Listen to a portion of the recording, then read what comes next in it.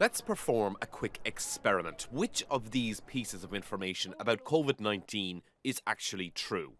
Number 1. Lemon juice can help prevent you from catching coronavirus. Number 2. Mosquito bites can infect you with COVID-19. Number 3. Donating blood will mean you get a free test. Have a think, we'll tell you the answer in a few minutes. Misinformation and inaccuracy about this crisis is everywhere, travelling around the country and the world faster than ever before, thanks in no small part to our friend, the internet. A lot of the sort of fake news things that we used to worry about, sort of completely made up stories being circulated for profit on Facebook, actually they've got something of a handle on that.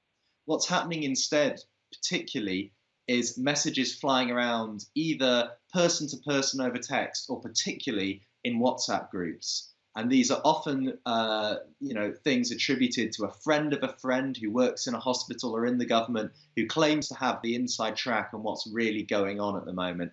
And quite often they turn out to be slightly less than reliable. Is there any sense that one generation over another are more susceptible to falling foul of these kind of fake news? I'm slightly wary of tarring an entire generation, but there's definitely the case that a lot of older people who've never really spent much time on the internet are suddenly living their whole lives online, suddenly being put into WhatsApp groups in a way that they never would have done before, and suddenly being exposed to an awful lot of material that they haven't really necessarily developed the critical skills to deal with. Just give them a nudge and say, look, I know you're doing this for the right reasons. I know you're doing this because their friend had sent it to them. But just sit back and think, are you sure about this? And it's not just individuals that have to grapple with fake news when it comes to COVID-19. Governments are also struggling. Facebook and Twitter have deleted posts from world leaders for spreading misinformation. De combate ao coronavírus. Here, Bolsonaro, the president of Brazil, repeatedly downplayed the virus and encouraged Brazilians to ignore medical advice. Protesters weren't impressed.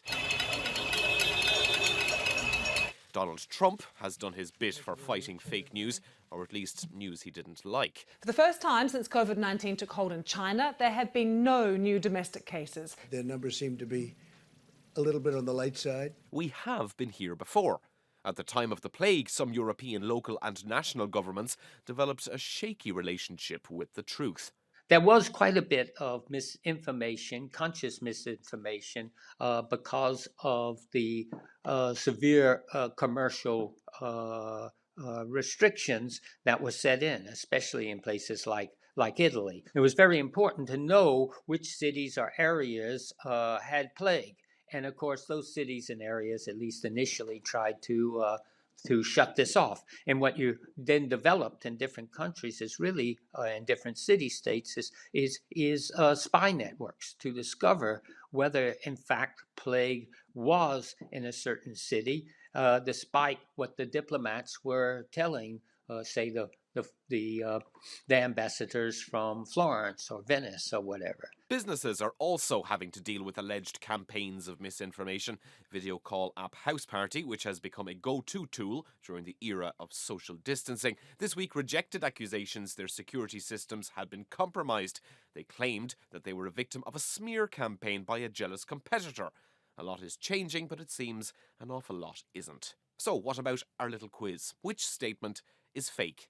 You guessed it, they all are. Nick Sheridan, BBC News.